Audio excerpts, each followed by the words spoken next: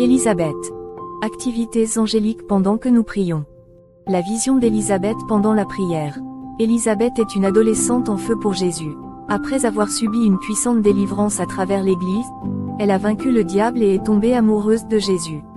Même si elle étudiait l'été à plein temps, elle s'engageait néanmoins à se lever tôt et à passer 2 heures en prière avec le Seigneur avant d'aller à l'école. De plus, elle a assisté fidèlement à nos prières collectives et à partir de ce moment-là, ses yeux spirituels se sont ouverts et Jésus a commencé à lui donner des visions. De plus, chaque fois qu'elle participe à nos prières collectives, le Seigneur viendrait l'emmener au paradis ou en enfer et lui montrerait de grandes et puissantes choses.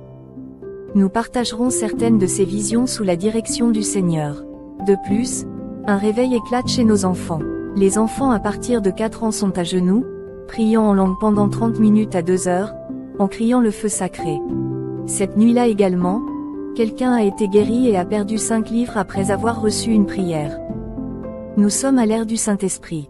Les cieux sont ouverts. Samedi soir, Dieu a touché mon cœur. Ma mère et moi sommes arrivés tôt pour commencer à nettoyer le sanctuaire. Le service a commencé vers 6 heures. Quand j'ai commencé à prier et pendant les 15 premières minutes, je ne ressentais pas Dieu autant que je le voulais. J'ai demandé à Dieu de me donner davantage. Je lui ai dit que j'avais faim de plus. Et je lui ai demandé de m'enseigner. Et oui, il l'a définitivement fait. J'ai ouvert les yeux pour boire un verre d'eau très vite. Et puis, quand j'ai refermé les yeux, j'ai été choquée quand j'ai vu un énorme être agenouillé juste devant moi. En fait, ça m'a fait peur au début. J'ai essayé de reculer, mais je ne pouvais pas bouger. C'était comme si j'étais immobile. Ensuite, j'ai essayé d'ouvrir les yeux, mais cela n'a pas fonctionné du tout. C'était comme s'il était collé. C'était écrasant. J'ai commencé à pleurer et à demander à Dieu ce qui se passait. Il a dit, « Calme-toi, c'est mon ange. » Et tout ce que je pouvais dire, c'est, « D'accord. » Cet ange était immense. Il brille et scintille comme s'il était fait de la lumière des étoiles. Au fur et à mesure que je recommençais à prier, plus je priais longtemps, Dieu commençait à me montrer d'autres choses. Il m'a montré que pour tous ceux qui sont dans le sanctuaire et qui prient, il y a un ange derrière chacun d'eux. Tous ces anges étaient vraiment grands, intenses et vraiment beaux. Je tremble rien que d'y penser. Ils étaient si grands qu'ils rentraient à peine dans la pièce. Je suis sûre qu'ils ont dû rétrécir juste pour rentrer à l'intérieur. Et dans chaque coin du sanctuaire, il y avait un ange. Dans le coin nord-est du sanctuaire, il y avait 2 anges, dont l'un dansait. C'était un ange de joie et d'humour. J'étais tellement surpris qu'il y ait un ange de l'humour. Il est plein de joie inconditionnelle et il danse si joyeusement. Il dansait si bien, un tambourin dans une main et dans l'autre un ruban de soie, tourbillonnant et caracolant. Et l'autre ange à côté de lui gardait le coin et la porte qui mène au couloir. À chaque porte de l'église, il y a un ange qui monte la garde, sauf à l'entrée de l'église et à l'entrée du sanctuaire. À l'entrée extérieure de l'église, il y a 2 anges tenant de longues épées murales et de grands boucliers, et à l'entrée intérieure de l'église, il y a 2 autres anges armés de la même manière. Puis à l'entrée du sanctuaire, il y a 2 anges qui ont les bras croisés sur la poitrine. L'un avait dans une main ce qui ressemblait à un rameau d'olivier, symbolisant la paix, et de l'autre, un beau gobelet rempli d'un liquide tourbillonnant symbolisant le sang du Christ. Le deuxième ange avait un plateau d'environ 3 pouces de profondeur, fait du plus joli métal. Sur le plateau, il y avait une sorte de pain plat qui symbolisait le corps du Christ. Mais ce qui m'a fait pleurer, c'est le vase qui se trouvait aussi sur le plateau. Le vase avait la forme d'une larme et était fait d'un cristal étonnant. C'était très beau. Dieu m'a dit que c'est un vase dans lequel il a retenu nos larmes. Psaume 56/8. Tu comptes mes errances, tu as mis mes larmes dans ta bouteille, ne sont-ils pas dans ton livre? À chaque coin du bâtiment, il y avait un ange posté à l'extérieur de l'église.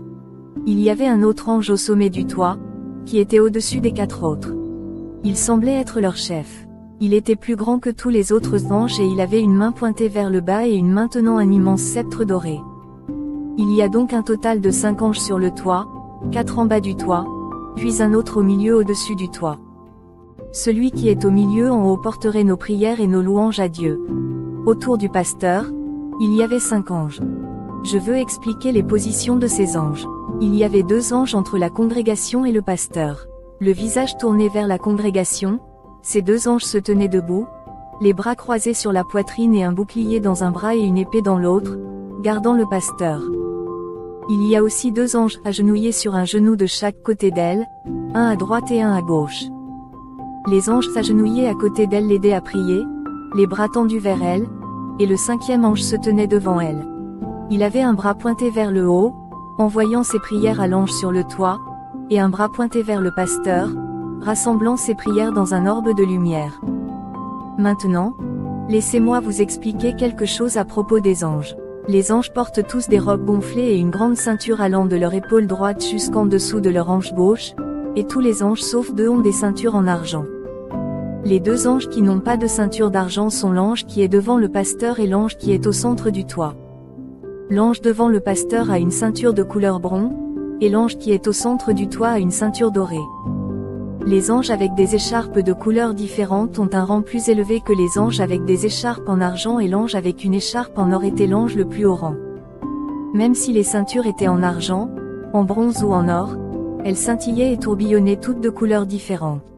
Rien n'est vraiment une seule couleur. Tout bouge et scintille comme un arc-en-ciel. Tous les anges qui étaient à l'extérieur de l'église sont en guerre constante lorsque nous prions. Les anges à l'extérieur sont plus grands que les anges à l'intérieur de l'église.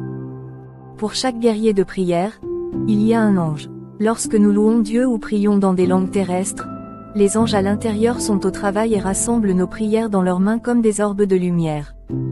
Mais lorsque les guerriers de la prière prient en langue, particulièrement en langue de guerre, nous aidons les anges guerriers à l'extérieur qui sont en guerre constante.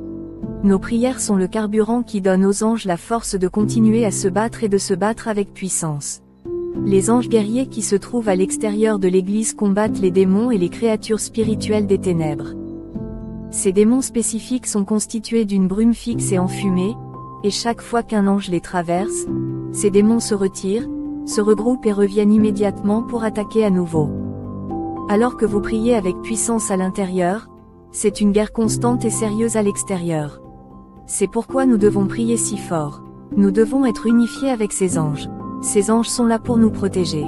Vos prières sont leur carburant pour vous protéger et assurer votre sécurité.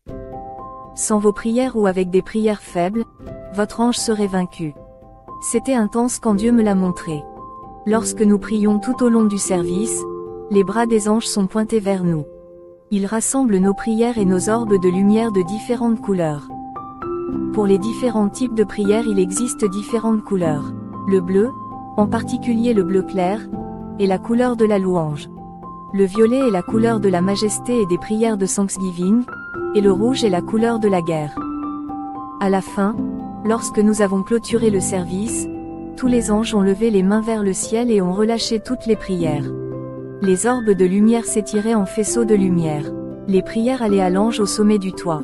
Il avait une main baissée pour recueillir les prières et elle remontait de son bras sur sa poitrine jusqu'à son autre bras et brillait à travers son sceptre d'or jusqu'au ciel. Et quand les anges ont levé les bras pour libérer nos prières, ils ont commencé à prier aussi. Le son de leurs prières est indescriptible. C'était comme du tonnerre et des vagues de chant et de joie et c'était tellement frappant à entendre. La partie la plus étonnante de ma vision qui m'a fait crier de crainte était de voir les pieds de Jésus. Je n'aurais jamais imaginé que les pieds pouvaient être beaux, encore moins magnifiques et glorieux. À ses pieds, il y avait ces sandales magnifiques et exquises. Même voir ses pieds m'a coupé le souffle. Je ne sais pas comment j'ai su que c'étaient les pieds de Jésus, mais rien d'autre ne serait aussi spectaculaire. Je pouvais le sentir nous sourire. Il est si heureux de nos prières et de nos louanges. Il sait que la guerre est intense et que le sacrifice et le prix que nous payons pour le suivre et l'adorer sont parfois écrasants, mais cela en vaut la peine. Il en vaut la peine. Et il était très content de nous.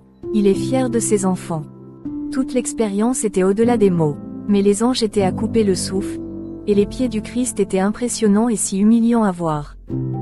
Je sais que les anges et les démons sont dans un domaine différent. Mais je n'avais pas réalisé à quel point ils étaient proches de nous. Je n'ai jamais su combien de contacts nous avions établis et eus avec des êtres angéliques. Jésus est si miséricordieux et aimant. Ses créations sont magnifiques et complexes et, même si nous sommes pécheurs et faibles, nous sommes toujours capables de lui apporter tant d'honneur et de joie. Maintenant que vous avez lu ces rencontres angéliques, laissez votre prière passer au niveau supérieur. Tu n'es jamais seul. Vous ne priez pas un Dieu qui est à des millions de kilomètres mais l'Emmanuel, Dieu avec nous. Priez avec puissance, ne doutez plus jamais de sa proximité.